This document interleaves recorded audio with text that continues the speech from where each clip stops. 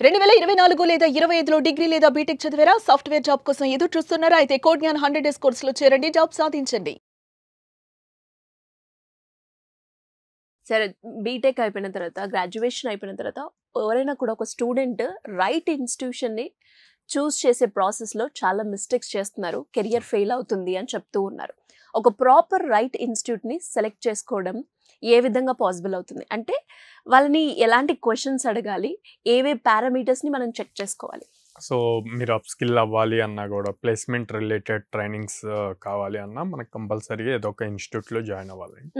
అలా జాయిన్ అయ్యే ముందు కొన్ని స్పెసిఫిక్ థింగ్స్ చెక్ చేసుకోవాలి. ఒకటి, ఆ ఇన్స్టిట్యూట్కి అసలు ఎన్ని డ్రైవ్ ఆపర్చునిటీస్ వస్తున్నాయి, సో వస్తున్నవి రియల్ కంపెనీసా ఫేక్ కంపెనీసా, అండ్ ఇప్పటి వరకు ఎంతమంది స్టూడెంట్స్ ప్లేస్ అయ్యారు. ఓకే, అలా ఒకవేళ ప్లేస్ అయ్యారు అంటే ప్లేస్ అయిన స్టూడెంట్స్తో వాళ్ళని ఇంటరాక్ట్ అవ్వటానికి వీళ్ళు సపోర్ట్ చేస్తున్నారు ఆ ఇన్స్టిట్యూట్ వాళ్ళు ఆల్రెడీ ప్లేస్ అయిన వాళ్ళతో. అప్పుడే కదా మనకు క్లారిటీ వస్తుంది అది నిజంగా కాదా అని. And A type of content teach చేస్తున్నారు, కరికులమ్స్ చెక్ చేసుకోవాలి. ఆ కరికులంలో ఉన్న అంటే జనరల్ కరికులమ్స్ అంటే అందరూ ఏం చేస్తారంటే మెయిన్ టాపిక్స్ అన్నీ ఉన్నాయా లేవా అని చూస్తారు. మెయిన్ టాపిక్స్ అందరూ పెడతారు, దాని లోపల ఇన్ డీటెయిల్డ్ సబ్ టాపిక్స్ అన్ని టీచ్ చేస్తున్నారా లేదా అన్నది ఇంపార్టెంట్.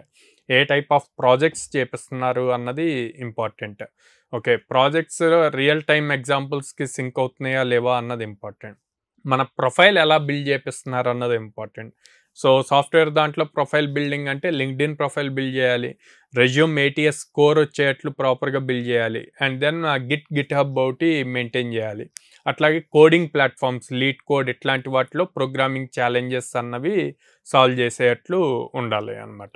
అండ్ దెన్ మనం నేర్చుకున్న ప్రతి technology, for suppose full stock అనుకోండి, బ్యాక్ ఎండ్ ఫ్రంట్ ఎండ్ ఇట్లా టెక్నాలజీస్ ఉంటాయి. మళ్ళీ బ్యాక్ ఎండ్లో పైథాన్ ఉంటుంది, అదే ఫ్రంట్ ఎండ్లో HTML CSS జావాస్క్రిప్ట్ ఉంటుంది. సో ఇలాంటి టెక్నాలజీస్కి కంప్లీట్ అయ్యాక మనకి టెస్ట్ కండక్ట్ చేసి మళ్ళీ సర్టిఫికేట్స్ ఇస్తున్నారా లేదా, ఆ సర్టిఫికేట్స్ వెరిఫికేషన్ చేయడానికి ఎట్లాగా పాసిబుల్ అవుద్ది.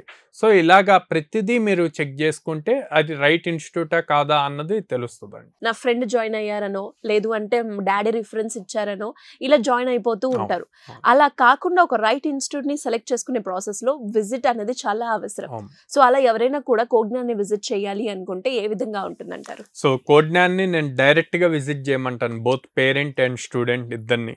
లైక్ మేము వచ్చేసి విజయవాడలో మొగలరాజపురంలో ఉన్నాం, హైదరాబాద్ JN2 మెట్రో స్టేషన్ దగ్గర ఉంది, అండ్ అమీర్పేటలో చెన్నై షాపింగ్ మాల్ ఆపోజిట్ ఉంది, బెంగళూరులో BTM లేఅవుట్లో ఉంది అనమాట. పేరెంట్ స్టూడెంట్ ఇద్దరిని డైరెక్ట్గా విజిట్ చేసి కౌన్సిలర్స్తో, ఇప్పుడు నేను ఇందాక ఏదైతే పాయింట్స్ చెప్పానో అవన్నీ కౌన్సిలర్స్తో మాట్లాడి, అండ్ ఎవరైతే ప్రజెంట్ ట్రైన్ అవుతున్నారో స్టూడెంట్స్ వాళ్ళతో కూడా మాట్లాడి, ఆర్ మా దగ్గర ఆల్రెడీ ప్లేస్ అయిన స్టూడెంట్స్ని కనెక్ట్ అవ్వాలి అంటే వాళ్ళతో కనెక్ట్ అయ్యి, సో మీరు వెరిఫై చేసుకొని అప్పుడు డెసిషన్ తీసుకోమని చెప్తాను. సో అలా ఎవరైనా కూడా అప్రోచ్ అవ్వాలి అంటే ఏ విధంగా ఉంటుంది? స్క్రీన్ మీద కనిపిస్తున్న నెంబర్స్కి కాల్ చేయొచ్చండి.